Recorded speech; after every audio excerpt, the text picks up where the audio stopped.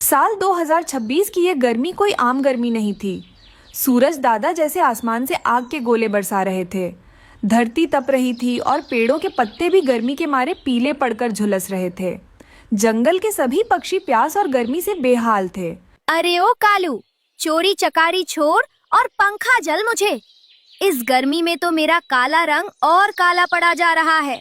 पिंकी, खुद का तो पता नहीं, पर इस गर्मी में तो मेरी ही जान ही ले ली है। इस गर्मी के कारण मैं तो बाहर भी नहीं जा पा रहा हूँ और कुछ भी चुरा नहीं पा रहा हूँ। किस्मत ही खराब है मेरी। मैंने तो पहले ही कहा था उस बरगद की छाया में चलते हैं, पर तुम सुनती कहाँ हो। मेरी ननद के भाई के भांजे ने कहा था कि इस साल गर्मी ऐसी पड़ेगी कि अंडे उबलकर आमलेट बन जाएंगे। चुप कर गोरी, दिमाग मत चाट। चलो देखते हैं रीमा के घर क्या चल रहा है। सुना है हमेशा वो कुछ न कुछ करती है। दूसरी तरफ रीमा चिड़िया अपने घोंसले में बैठी अपनी शरारती बेटी चुटकी को संभाल रही थी। टुन्नू रीमा का पति अपनी ताकत का इस्तेमाल करके बड़े बड़े पत्ते ढोकर ला रहा था ताकि घर को ढका जा सके। टुन्नू जी, इन पत्तों से काम नहीं चलेगा। ऊपर की हवा इतनी गर्म है कि पंख जल रहे हैं। हमें कुछ अलग करना होगा। तुम जो कहो रीमा, मैं पहाड़ खोद दूं। बस बताओ करना क्या है। मम्मा, क्यों ना हम मिट्टी के अंदर छुप जाएं, जैसे चूहे दादा छुपते हैं। बिल्कुल सही चुटकी, हम एक जमीन के अंदर घर बनाएंगे। जमीन के नीचे मिट्टी ठंडी रहती है, तहाँ पर आराम से रह सकते हैं। तभी वहाँ हरियाली तोती उड़ती हुई आई। उसके पीछे उसका पति तोता भी आया हुआ था। आज की ताजा खबर मिली है कि पिंकी और कालू आप सबका घर हड़पने की योजना बना रहे हैं। अरे भगवान, पहले पानी तो पी लो। मेरी जान, तुम इतनी गर्मी में इतनी उड़ान क्यों भरती हो? मुझे तुम्हारी बहुत फिक्र है। रीमा बहन, इस गर्मी के कारण जान जा रही है। कुछ ना कुछ करो रीमा बहन। तुम लोग चिंता मत करो दोस्तों। अब हम लोगों को उस कौवों से और इस गर्मी से चिंता करने की कोई भी ज़रूरत नहीं है, क्योंकि अब हम लोग ज़मीन के अंदर घर बनाएंगे और गर्मी का मौसम जाने तक इसमें ही रहेंगे। अरे बाप रे, जमीन के अंदर घर! मुझे तो बहुत ज्यादा डर लग रहा है, कहीं कीड़े मकोड़े आकर हमें खाना ले। पति जी, आप चिंता मत कीजिए। मैं हमेशा आपके साथ रहूंगी और आपको कुछ भी नहीं होने दूंगी। रीमा के निर्देश पर काम शुरू हुआ। टुन्नू ने अपनी ताकत से एक बड़ा सा खड्डा खोदकर बड़े बड़े से पत्थर निकालने लगा। कबूतर टोकरियां भरकर सारा मिट्टी लेकर दूसरी जगह ले जाने लगा। कुछ देर बाद रीमा की माँ रीमा के पास आ जाती है और रीमा से कहती है, माँ, आप यहाँ पर सब कुछ ठीक है ना? क्या बताओ रीमा बेटी, इस गर्मी के कारण सारे पक्षी जंगल छोड़कर जा चुके हैं, इसलिए मैं भी यहाँ पर रहने के लिए आई हूँ। आपने बहुत ठीक किया माँ जी। अभी अभी हमारा सारा काम पूरा हो चुका है। आप ही हमारे साथ आराम से रह सकती हो। अरे वाह, अब तो नानो भी हमारे साथ रहेगी। अब तो बहुत मजा आएगा। जैसे ही घर तैयार हुआ, पिंकी, कालू और गोरी वहाँ आ धमके। वाह रीमा, इतना शानदार ठंडा घर। चलो हटो यहाँ से, अब से ये हमारा है। हाँ, और ये जो ताजे फल अंदर रखे हैं, ये भी मेरे हैं। खबरदार, एक कदम भी आगे बढ़ाया तो। रुको टुन्नू जी।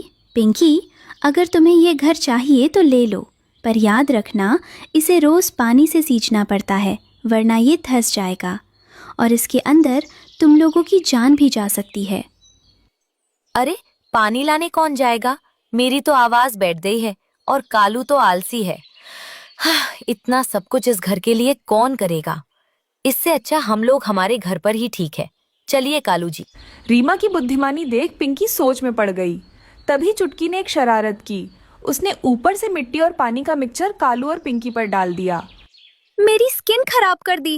भागो कालू, यहाँ रहना हमारे बस की बात नहीं। ठंडा ठंडा कूल कूल, भागो यहाँ से काले भूत। वो लोग वहाँ से चले जाते हैं। शाम हुई, सूरज ढल गया, पर गर्मी अब भी थी। लेकिन जमीन के नीचे बने उस घर में गजब की ठंडक और शांति थी।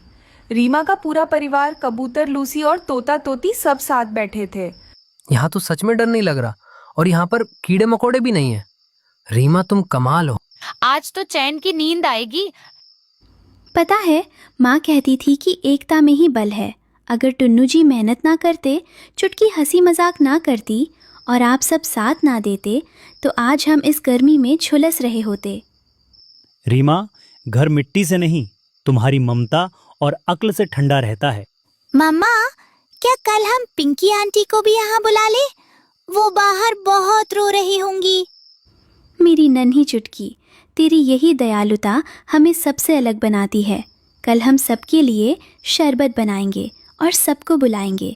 उस रात बाहर भले ही गर्मी थी, लेकिन उस मिट्टी के घर के अंदर प्यार और सुकून की ठंडी बयार बह रही थी। रीमा ने गर्मी से लड़ने के लिए शोर नहीं मचाया, बल्कि अपनी बुद्धिमानी का इस्तेमाल किया। जीवन में जब भी कोई बड़ी मुसीबत आए तो घबराने के बजाय ठंडे दिमाग से समाधान ढूंढना चाहिए। जंगल में आज हवा नहीं चल रही थी, लेकिन उमस इतनी थी कि सांस लेना भारी था। रीमा चिड़िया अपनी बुद्धि से भांप गई थी कि ये तूफान से पहले की शांति है। आसमान का रंग गहरा, बैंगनी और पीला हो चुका था। टुन्नू, पक्षियों के राजा गरुड़ ने कहा था कि जब आसमान पीला पड़ जाए तो समझो धरती कांपने वाली है। हमें अपनी चुटकी के लिए पहाड़ी के ऊपर चले जाना चाहिए और वहाँ पर एक बरगद का पेड़ है। हम लोग वहाँ पर सुरक्षित रह सकते हैं। रीमा, तुम सही कह रही हो। चुटकी अभी बहुत छोटी है, उसके पंख अभी ठंडी हवा का एक झोंका भी नहीं सह पाएंगे। तभी हरियाली तोती बदहवास होकर चिल्लाई, भागो, पहाड़ से बादल फट गया है, पानी का सैलाब आ रहा है। जल्दी भागो, वरना सारे पक्षी मारे जाएंगे। टुन्नू जी, मुझे बहुत ज़्यादा घबराहट हो रही है। तुम चिंता मत करो रीमा, मैंने पहले से ही सूखी लकड़ियाँ और घास जमा कर चुका हूँ। चलो पहाड़ी पर चलते हैं। एक छोटी सी गुफा के अंदर कालू कौवा अपनी पत्नी गोरी के साथ बैठा हंस रहा था।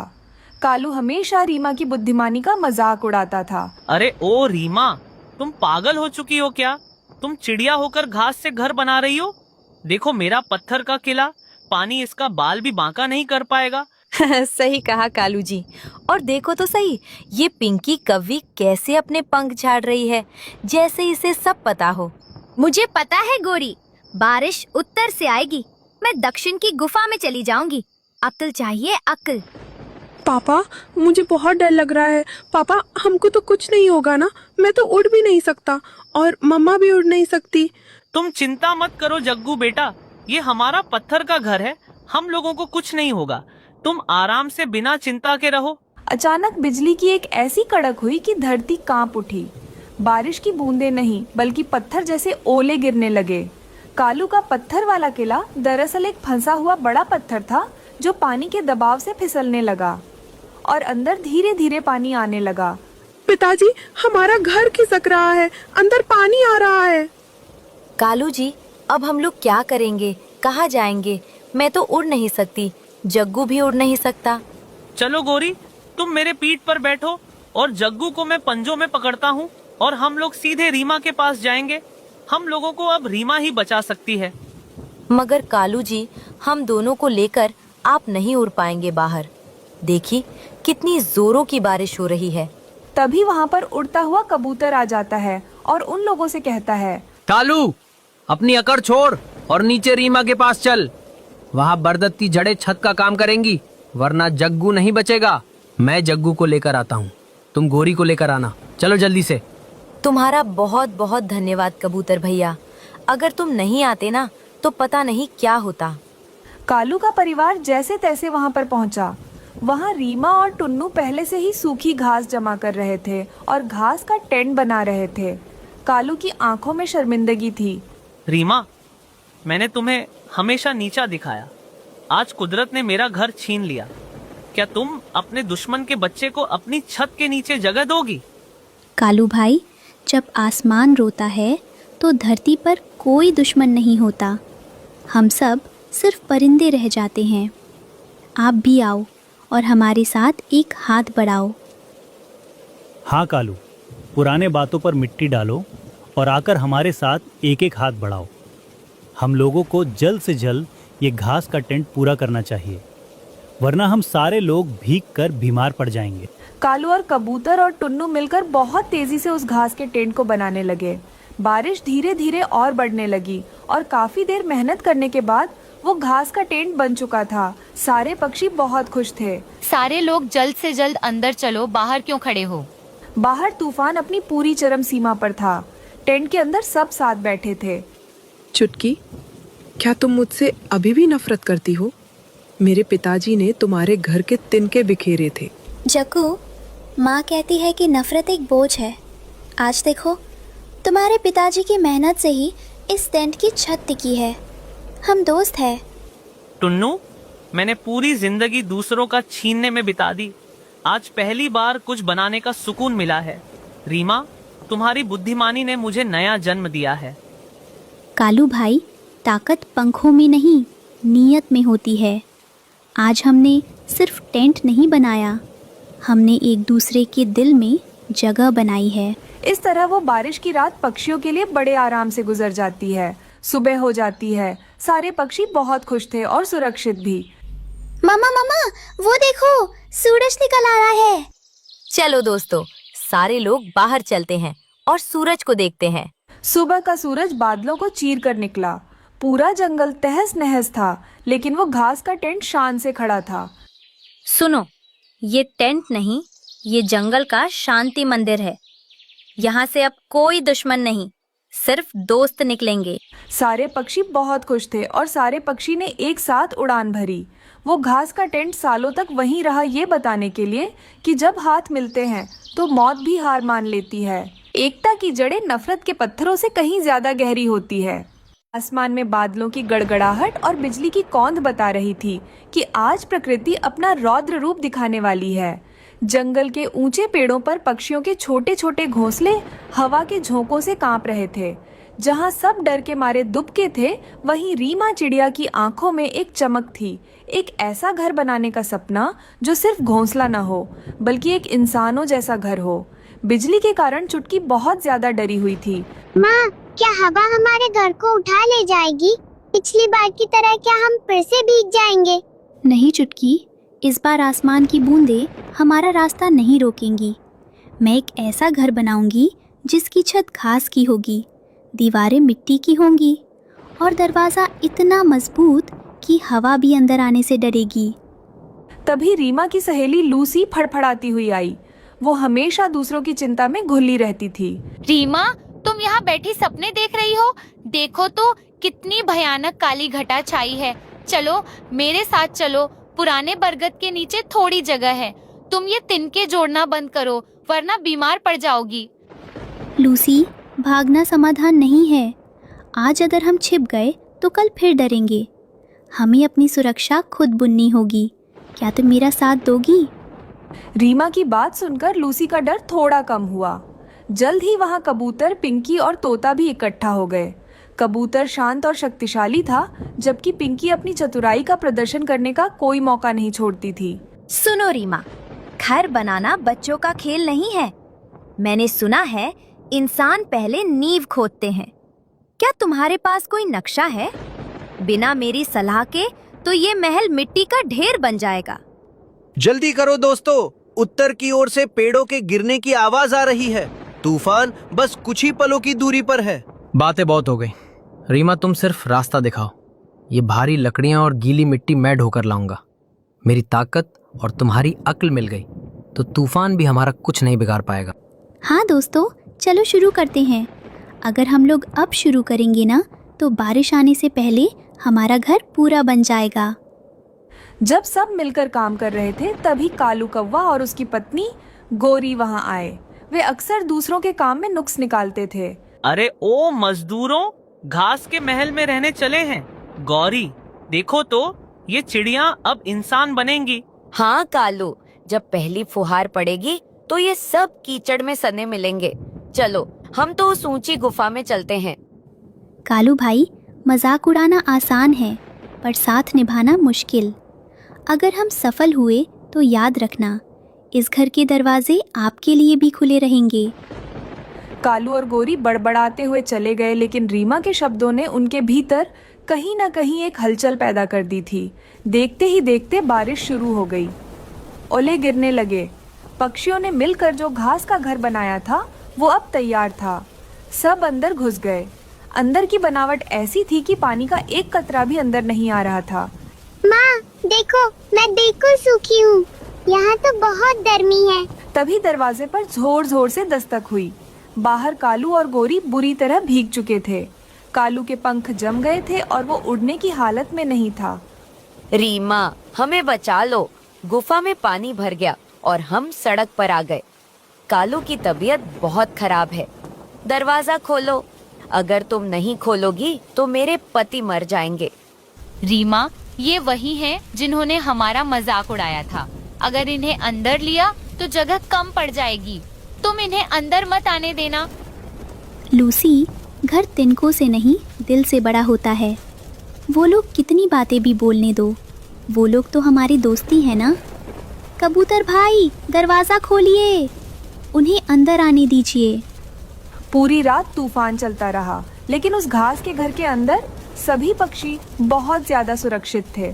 आग के कारण कालू की तबीयत थोड़ी बहुत ठीक हो जाती है। इस तरह सुबह हो जाती है। सुबह होते ही कालू पूरी तरह ठीक हो जाता है। सुबह की सुनहरी धूप खिड़की से अंदर आ रही थी। रीमा, मैंने तुम्हें नीचा दिखाया पर तुमने मुझे जीवन दिया। मुझे समझ आ गया कि इंसान घर केवल ईंटों से नहीं बल्कि एक दूसरे की परवाह से बनाते हैं। सूरज निकल आया है, देखो हमारा घर, सब कुछ कितना सुंदर लग रहा है। जंगल के अन्य पक्षी भी ये अद्भुत घर देखने आए। उस दिन के बाद से जंगल का नजारा बदल गया। देखा, मैंने सही अनुपात में मिट्टी लगवाई थी, इसीलिए एक भी ओला अंदर नहीं आया। ये घर मेरा नहीं है, ये हम सबकी मेहनत और उस भरोसे का है जो हमने एक दूसरे पर किया। अब इस जंगल में कोई पक्षी बेघर नहीं रहेगा। अब हर बारिश में पक्षी डरते नहीं थे, बल्कि रीमा के उस घास के महल में मिलकर खुशियां मनाते थे। एकता और प्रेम ने तिनकों को फौलाद बना दिया था। जीवन में केवल तात्कालिक समस्याओं का समाधान ढूंढना काफी नहीं है। हमें आने वाली चुनौतियों के लिए पहले से योजना बनानी चाहिए। आसमान में काले बादलों का डेरा था। बिजली ऐसी कड़क रही थी मानो पहाड़ टूट रहे हों। रीमा चिड़िया अपने टूटे हुए घोंसले में अपने बेटी के साथ बैठी हुई थी। माँ, पेट में चूहे दौड़ रहे हैं, क्या आज भी हम भूखे सोएंगे? नहीं मेरी बच्ची, माँ अभी दाना लेकर आती है, बस तुम दरवाजे से दूर रहना। नहीं माँ, बाहर मत जाओ। मैंने सुना है कि खूंखार चील अब अकेले पक्षियों पर हमला नहीं करती, वो घात लगाकर बैठी रहती है। मुझे दाना नहीं, आपकी सलामती चाहिए। रीमा की आंखों में आंसू आ गए। एक तरफ ममता थी जो डर रही थी और दूसरी तरफ भूख थी जो तड़पा रही थी। रीमा ने अपना दिल पत्थर किया और दाने की तलाश में निकल पड़ी। रीमा चिड़िया अपने दोस्त कबूतर और लूसी के घर चली जाती है। कबूतर स्वभाव से बहुत ही सीधा और भोला था, लेकिन लूसी हमेशा उसकी सुरक्षा को लेकर परेशान रहती थी। रीमा बहन, तुम इस तूफान में कहाँ जा रही हो? देखो, मैंने कुछ दाने बचा कर रखे थे, थोड़े तुम ले जाओ। अरे ओ जी, आप खुद इतने भोले हो, अपनी फिक्र तो है नहीं। रीमा, इसे समझाओ, ये अभी बाहर जाने की जिद कर रहा था। इसे नहीं पता कि जंगल के उस पार चील का नया अड्डा बन गया है। लूसी, डर के जीने में क्या मजा?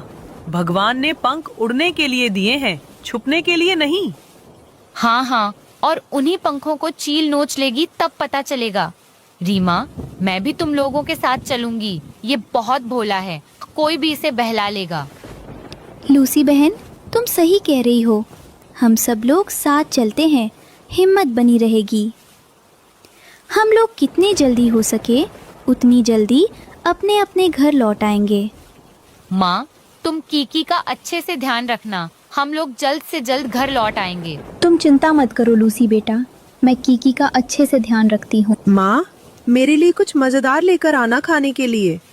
ठीक है, जरूर से तुम्हारे लिए कुछ ना कुछ मजेदार लेकर आऊंगी, पर मेरे आने तक नानू को मत परेशान करना। वहीं दूसरी तरफ माही चील गोरी को पकड़ चुकी थी खाने के लिए। मुझे छोड़ दो, मुझे मत खाओ। मेरे पति और मेरी बेटी मेरे घर में इंतजार कर रहे हैं, मुझे मत खाओ। आज तो बहुत अच्छा दिन है, इतनी तेज बारिश में काला मांस खाने में बहुत मजा आएगा। चील चील, उधर देखो, दूसरी चील आ रही है। ऐसा कहते ही माही चील दूसरी तरफ घूम जाती है। घूमते ही गोरी तुरंत उसके चंगुल से छूटकर वहां से भाग जाती है। दूसरे जंगल में रहने वाला चील इस जंगल में घुस आया था खाने की तलाश में। ये देखकर माही चील बहुत गुस्सा हो जाती है। इसकी इतनी हिम्मत, ये मेरे जंगल में कैसे घुस आया? रुको, मैं अभी इसकी खबर लेती हूँ। आज तो किसी तरह मुझे अपनी जान बचाकर अपने घर जल्द से जल्द जाना होगा, वरना ये 2 चील मुझे मारकर खा जाएंगे। तीनों पक्षी मिलकर दाना ढूंढ ही रहे थे कि तभी गोरी कव्वी बदहवास होकर उनके पास आकर गिरी। उसके शरीर पर जख्म थे। भागो, यहाँ से भागो, वो जालिम चील, उसने बुलबुल के मासूम बच्चों को खा लिया है। पर कव्वी बहन, हमने तो उसका क्या बिगाड़ा है? हम तो बस अपना पेट भरने आए हैं। अरे ओ भोले कबूतर, शिकारी को वजह नहीं, शिकार चाहिए होता है, वो तुम्हें नहीं छोड़ेगी। अभी बात पूरी भी नहीं हुई थी कि आसमान से एक काली परछाई मंडराई। भूखी चील ने गोरी कव्वी को फिर से निशाना बनाना चाहा, पर गोरी कव्वी किसी तरह झाड़ियों में छुप गई। अब चीले की नजर इन तीनों पर थी। चील बिजली की रफ्तार से नीचे आई और कबूतर को अपने पंजों में दबाने ही वाली थी कि लूसी चिल्लाई, नहीं, मेरे पति को छोड़ दो, मुझे खा लो, पर इन्हें जाने दो। नहीं लूसी, तुम पीछे हटो। चील दीदी, आप तो जंगल की रानी हो, हम जैसों को मारकर क्या मिलेगा? वाह, आज तो दावत बड़ी है। एक मोटी लूसी, एक भोला कबूतर और एक नन्ही रीमा। आज मेरा पेट कई दिनों तक भरा रहेगा। रीमा चिड़िया समझ गई कि अब ताकत काम नहीं आएगी, उसे अपनी सूझबूझ का इस्तेमाल करना होगा।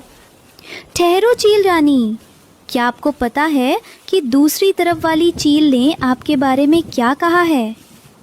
क्या कहा उसने? उसने कहा कि आप अब कमज़ोर हो गई हो और आपसे एक छोटा पक्षी भी नहीं पकड़ा जाता। वो खुद को इस जंगल का राजा बता रहा है और उसने आज एक बहुत बड़ा खरगोश मार गिराया है। तभी दूसरी चील, जो वाकई वहाँ घूम रही थी, पास आ गई। तुम यहाँ क्या बकवास कर रही हो छोटी चिड़िया? भैया, ये कह रही हैं कि आप इनके इलाके में घुसपैठ कर रहे हो और आप बहुत कमज़ोर हो। दोनों चीलें घमंडी और क्रूर थे। अपमान की बात सुनकर उनका खून खौल उठा। वे भूल गए कि उनके सामने शिकार खड़ा है। वे आपस में ही भीड़ गए। हवा में उनके पंख झड़ने लगे और वे लड़ते लड़ते पहाड़ी की गहरी खाई में जा गिरे। जब खतरा टल गया तो चारों ने राहत की सांस ली। अपने अपने घर वापस लौट चले। तुम चिंता मत करो गोरी, मैं तुम्हें सही सलामत तुम्हारे घर छोड़ आऊंगा। रीमा जल्दी से ढेर सारा दाना लेकर अपने घोंसले की ओर उड़ी। घर पहुंचते ही उसने देखा कि चुटकी दरवाजे पर आंखें बिछाए बैठी थी। माँ, आप आ गई। मुझे लगा आप चुटकी, माँ कभी अपने बच्चों को अकेला नहीं छोड़ती। देखो, आज लूसी चाची और कबूतर अंकल ने भी हमारी मदद की। उस रात बारिश तो हो रही थी, पर घोंसले के अंदर डर का अंधेरा नहीं, बल्कि ममता और जीत की रोशनी थी। जंगल ने आज सीख लिया था कि एकता और बुद्धि से सबसे बड़े दुश्मन को भी हराया जा सकता है।